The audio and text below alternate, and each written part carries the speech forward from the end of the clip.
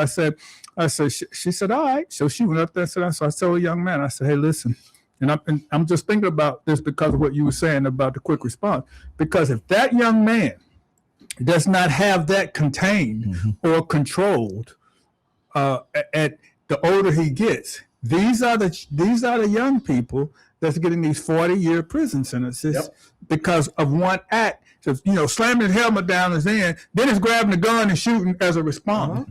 So we have to be able to work in that environment and make them think.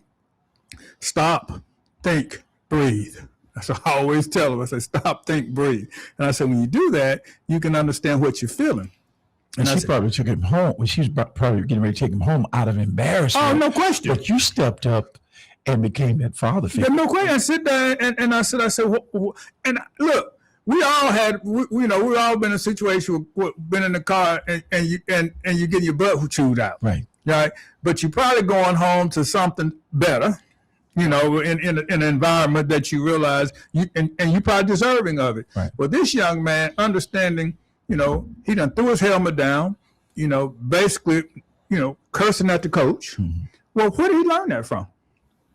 So that's my whole deal. And I told him, I said, listen, you can't play any more of this half. I said, but what I'm going to make you do, you're going to do community service for your team. And he said, what? I said, you're going to be the water boy.